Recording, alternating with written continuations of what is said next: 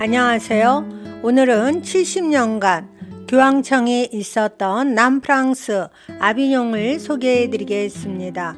오늘도 구독, 좋아요, 알림 설정 해주시면 감사하겠습니다. 보이는 다리는 생베네제 다리로 아비뇽의 다리라고 해요. 12세기 론강에 건립된 900m의 석교로 프랑스 민요 아비뇽의 다리 위에서로 알려져 세계적으로 유명해졌어요.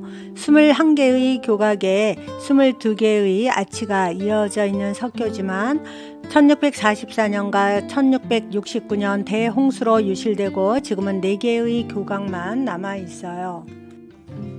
전설에 따르면 1177년에 양을 치던 한 소년이 잠에서 론강에 다리를 놓으라라는 신의 계시를 받고 대주교님께 말씀드리자 저기에 있는 큰 돌을 론강에 던져라, 그러면 다리를 놓아주겠다라고 해서 소년은 큰 돌을 옮겼대요.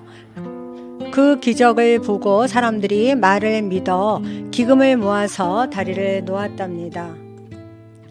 아비뇽 성벽은 14세기에 축성된 성벽으로 총 길이 4.3km의 견고한 성벽으로 둘러싸여 있어요. 성벽 사이엔 침략해오는 적을 향해 활을 쏘고 돌 포탄을 날릴 수 있어요. 아비뇽 유수에서 유수의 뜻은 죄인처럼 가두다 라는 뜻이에요. 13세기까지 교황청의 권한이 막강했는데 14세기 이탈리아 로마 바티칸에 있던 교황청을 강제적으로 프랑스 남부 아비뇽으로 옮겨 1309년부터 1377년까지 약 70년간 7명의 교황이 아비뇽에서 생활하게 한 사건입니다. 이런 사건이 발생하게 된 원인은 프랑스 국왕 필리프 4세는 지속되는 전쟁으로 군비가 필요했고 그 당시 부유했던 성직자들에게 과세를 요구했어요. 이에 교황 보니파키우스 8세는 세금을 낼 수 없다고 주장하며 국왕과 논쟁을 벌여서 갈등이 극에 달했어요. 교황과 국왕의 대립 중에 1303년 9월 7일 아나니 사건이 발생했어요. 프랑스군이 이탈리아 아나니의 별장에 있던 교황을 습격하여 교황 보니파시오 8세를 생포하고 심한 욕설과 구타를 하며 따귀를 때려 치욕적인 수모를 겪고 교황이 한 달 후에 사망했어요. 이후 교황들은 프랑스 국왕 필리프 4세의 꼭두각시로 1305년 프랑스 출신 교황이 선출되어 클레멘스 5세가 즉위하며 국왕의 요청에 따라서 프랑스 남부 아비뇽으로 오게 되었습니다. 오른쪽 요새 같은 망루 건물은 교황청으로 정식 명칭은 팔레 데 파프 즉 교황궁입니다. 왼쪽 성모상에 있는 건물은 아비뇽 대성당입니다. 가장 멋진 조각은 대성당 종탑위의 성모 마리아 상이에요. 높이 6m에 무게 2톤의 도구만 조각상으로 1859년에 설치되었어요. 한 손으로는 아비뇽의 축복을 내리고 다른 한 손은 아비뇽을 보호하는 모습입니다. 아비뇽 대성당 안으로 들어왔어요. 이 대성당의 정식 명칭은 아비뇽의 노트르담 대동 대성당입니다. 주교자가 관할하는 성당으로 노트르담은 우리들의 기부인이라는 뜻으로 성모 마리아를 가리키는 존칭입니다. 대성당은 그리 크지 않고 규모가 작은 편이에요. 프로방스 로마네스크 양식을 대표하는 건물로 건축학적 의미가 있어요. 성당 내부의 아름다운 모습을 보시기 바랍니다. 보통 이 시기를 교황권의 몰락기로 간주하나 최근 연구에서는 교회법의 혁신이나 예술, 인권의 신장 등 여러 가지 긍정적인 성과도 있었던 시기로 재평가를 하고 있어요. 70년간 교황님이 아비뇽에 계시다가 교황청을 다시 로마로 이전해야 한다는 여론이 빗발치자 교황 그레고리 11세가 1377년 로마로 교황청을 이전하여 아비뇽 유수를 종식시켰어요. 교황청 안으로 들어가고 있어요. 입장료는 12유로입니다. 이곳은 교황청 안뜰인데 7월에 프랑스에서 하계 올림픽 할 때 페스티벌을 하여 공사 중이래요. 교황청은 미로처럼 되어 있어요. 당시에는 교황 선출을 알리기 위해 요즘처럼 흰 연기를 올리지 않고 저 위에 있는 종탑의 종을 올렸다고 해요. 이곳은 컨시스토리엄으로 추기경 회의하는 곳입니다. 교황이 가장 중요한 정치적, 사법적, 신학적 문제를 토론하기 위해 추기경들을 소집하는 곳이며 시성 재판이 열리던 곳이기도 해요. 교황청 전체의 모습을 축소해서 만든 모형입니다. 수행장 예배당으로 14세기 이탈리아 화가 마테오 조반네티의 프레스코 화가 예쁘게 그려져 있어요. 벽면 모니터에는 시몬 마르티니와 마테오 조바네티가 그린 교황 집무실과 침실에 남긴 아름다운 벽화들을 보여주고 있어요.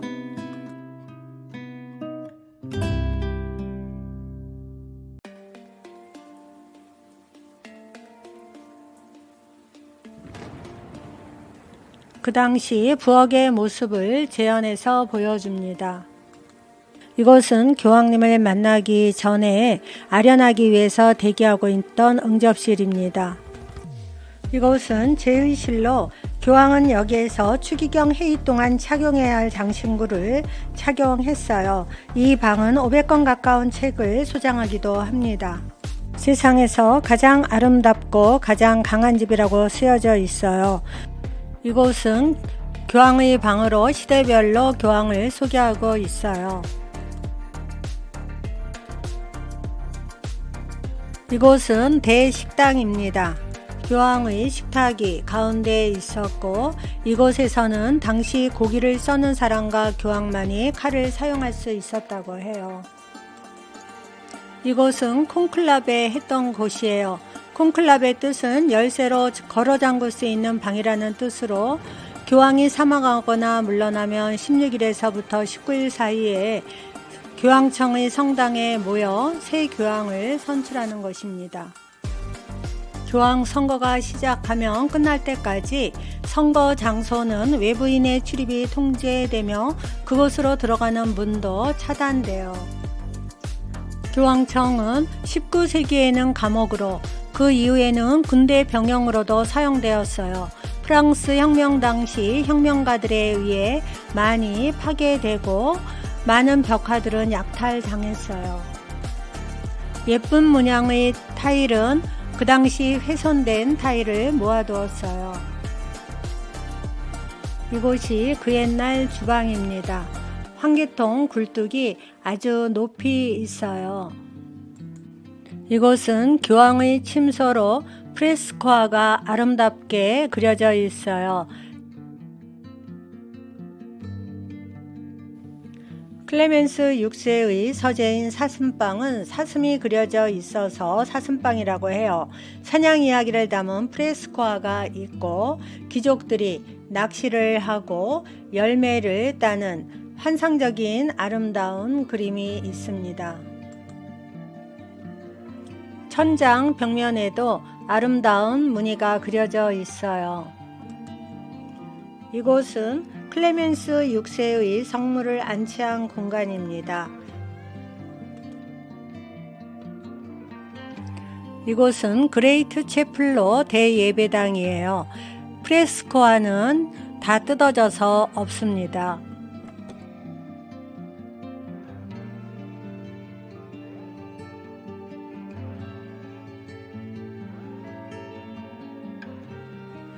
이곳은 교황님의 무덤인데 교황님은 돌아가시면 고향으로 가셔서 묻히시기 때문에 한 분만 빼고 다 가묘입니다.